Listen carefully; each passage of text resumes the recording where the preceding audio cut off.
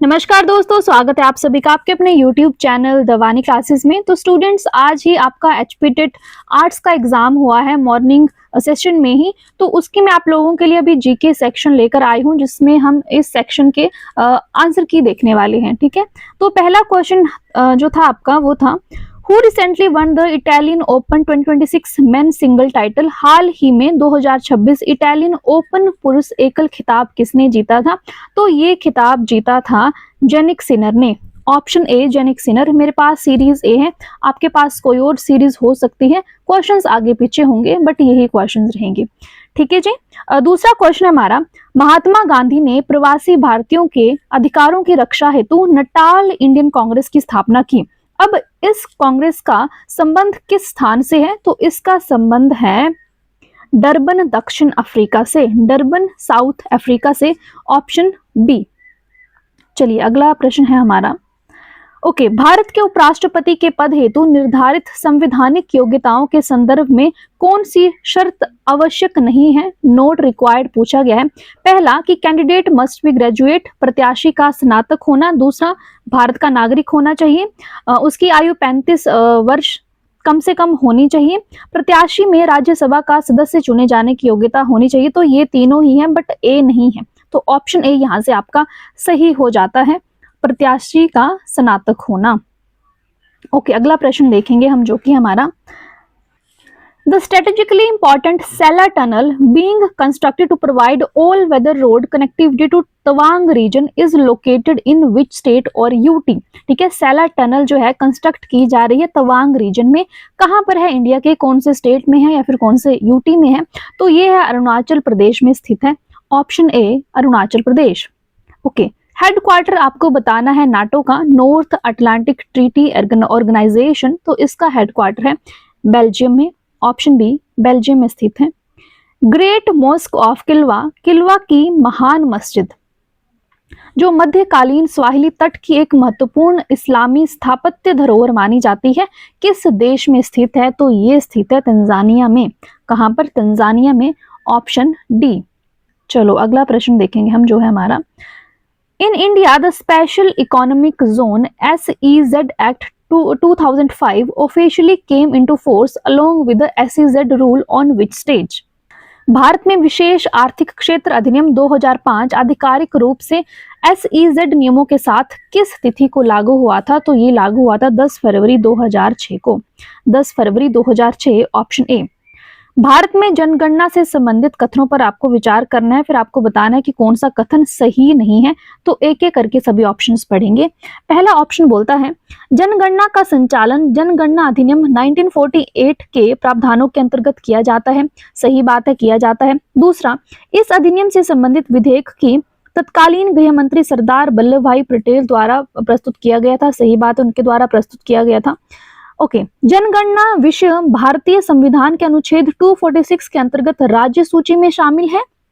Okay, तो राज्य सूची में शामिल नहीं है। It is not under the state list, it is under the union list. ठीक है, नेक्स्ट ऑप्शन देखेंगे।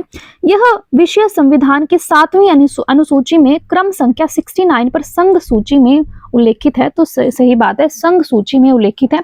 पहला, दूसरा और चौथा कहां पर है? ऑप्शन ए में है, first, second and fourth.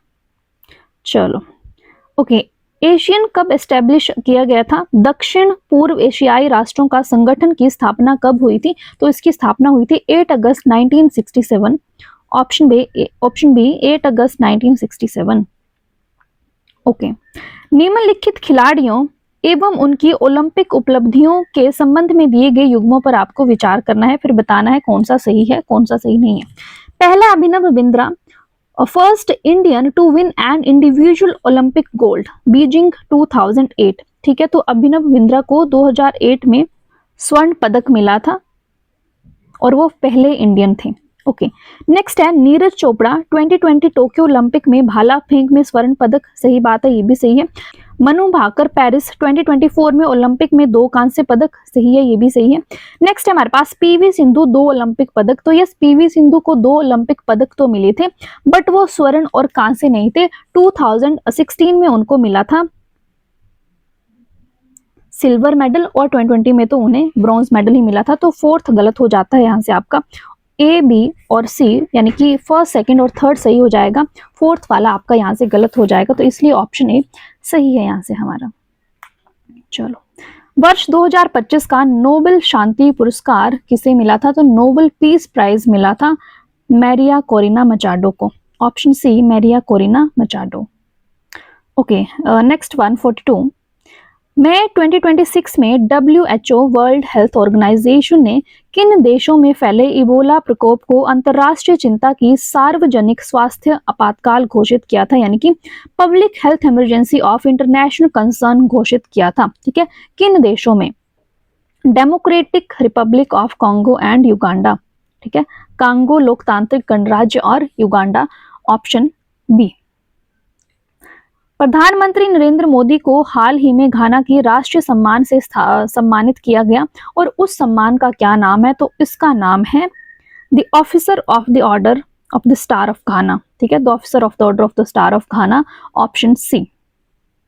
Next question is पैरासिनेमिलिस्का खसियाना, ठीक है, किस स्टेट से मिली है, किस इंडियन स्टेट से मिली है ये नई फंगस? ये मिली है मेघालय से।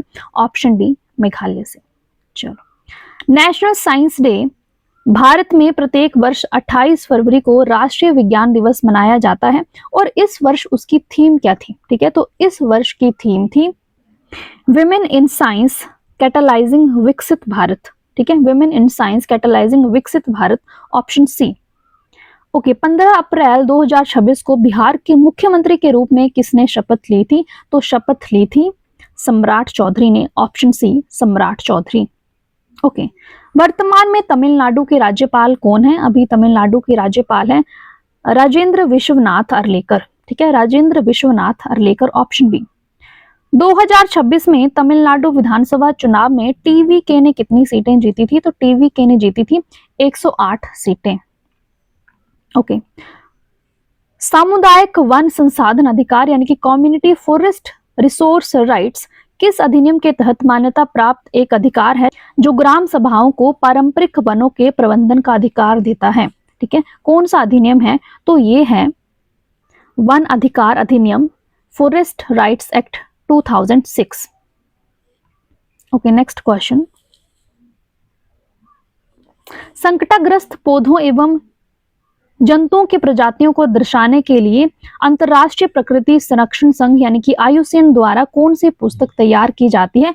तो ये है रेड डाटा बुक, जिसमें सभी एंडेंजर्ड स्पीशीज का रिकॉर्ड रखा जाता है। किन्नौर जिले में स्थित जंगी थोपन पोवारी हाइड्रो इलेक्ट्रिक परियोजना जो है उसकी क्षमता कितनी है? ठीक है, तो इसकी क्षमता है 804 मेगावाट, जो आपको ऑप्शन में नहीं दिया गया है, तो इसका आपको ग्रेस मार्क मिलने की संभावना है, इसके आपको ग्रेस मार्क मिल सकता है। ठीक है, चलो अगला प्रश्न देखेंगे। हिमाचल प्रदेश में पंचायती राज चुनावों में किस वर्ष प्रथम बार महिलाओं को 50% आरक्षण दिया गया था? तो पहली बार 50% आरक्षण दिया गया था 2008 में। 2008 में तो ऑप्शन में नहीं है, इसलिए नन ऑफ द अबव यानी कि उपरोक्त में से कोई भी नहीं आपका ठीक हो जाता है। Option D. हिमाचल प्रदेश फसल विविधीकरण संवर्धन परियोजना, Himachal Pradesh crop diversification promotion project को हिमाचल प्रदेश में कृषि क्षेत्र के निरंतर विकास को सुनिश्चित करने, किसानों की आय बढ़ाने और पारंपरिक फसलों के स्थान पर उच्च मूल्य वाली फसलों को बढ़ावा देने के उद्देश्यों के साथ कार्यान्वित किया जा रहा है। अब इस परियोजना को किस संस्था द्वारा वित्त पोषित किया जा रहा है? कौन सी ऑर्गेनाइजेशन है जो फाइनेंस प्रोवाइड करेगी इस प्रोजेक्ट के लिए? तो इसके लिए फाइनेंस प्रोवाइड करेगी हमारे पास जापान इंटरनेशनल कोऑपरेशन एजेंसी। ठीक है, JICA, जापान अंतरराष्ट्रीय सहयोग agency. Option D. Himachal Pradesh में हिमप्रस्थ पत्रिका का प्रकाशन कब से हो रहा है? हिमप्रस्थ पत्रिका जो है कब से पब्लिश हो रही है हिमाचल प्रदेश में? 1955 से। 1955 से। Option D. Next question is Himachal Pradesh के मंडी जिला में स्थित गुम्मा और द्रंग क्षेत्र चट्टानी नमक की खानों की शुरुआत कब की गई थी? तो इनकी शुरुआत की गई थी 1841 में। 1841 ऑप्शन ए। चलो अगला प्रश्न है हमारा, हिमाचल प्रदेश में मुख्यमंत्री सुख आश्रय योजना के अंतर्गत राज्य सरकार द्वारा घर बनाने के लिए कुल कितनी वित्तीय सहायता प्रदान की जाती है? तो इसमें सहायता प्रदान की जाती है 3 लाख की। Option C. Next question is, at the DigiLocker 2025 national workshop organized by the Ministry of Electronics and Information Technology, Government of India, which award was given to Himachal Pradesh? Himachal Pradesh को कौन सा अवार्ड दिया गया DigiLocker 2025 में जो के लिए जो वर्कशॉप की गई थी? तो इसमें प्राइज मिला था people first integration award, people first integration award, option C. Okay, Himachal Pradesh सरकार ने किस ब्यूरो को आरटीआई के दायरे से बाहर किया है? तो आरटीआई के दायरे से बाहर किया गया है राज्य विजिलेंस एवं anti corruption bureau, state vigilance and anti corruption bureau, option B. Next question is, Bharat और अमेरिका के बीच आयोजित होने वाला संयुक्त सैन्य अभ्यास वज्र प्रहार विशेष बलों के प्रशिक्षण और सामरिक सहयोग को सुदृढ़ करने के उद्देश्य से किया जाता है और इसका 16th एडिशन कहां पर किया गया था? तो इसका 16th एडिशन किया गया था बकलोह स्थित special forces training school, option B. Okay, last question of this paper is, चलो पहले पढ़ लेते हैं फिर देखते हैं। Consider the following statements regarding economic data for financial year 2025-26। भारतीय अर्थव्यवस्था की वृद्धि दर पर 7.4% रहने का अनुमान है, सही है। दूसरा है, हिमाचल प्रदेश की आर्थिक वृद्धि दर 8.3% आंकी गई है, जो राष्ट्रीय दर से अधिक है, ये भी सही है। हिमाचल प्रदेश राज्य की प्रति व्यक्ति आय देश की प्रति व्यक्ति आय से अधिक है, ठीक है, तो ये भी पॉइंट सही है। तो फर्स्ट, सेकंड एंड थर्ड तीनों आपके सही हो जाते हैं। कहाँ पर है ये? ऑप्शन डी में है ये, है ना। तो यहाँ से आपका ऑप्शन डी सही हो जाता है। अब आप लोग मुझे बताना कि आपके इस 30 में से कितने क्वेश्चंस सही हुए हैं। लेवल इसका मॉडरेट आया है पेपर का, जीके सेक्शन का स्पेशली। इस वीडियो में इतना ही, मिलते हैं नेक्स्ट सेक्शन के साथ। Thanks for watching, bye bye, take care.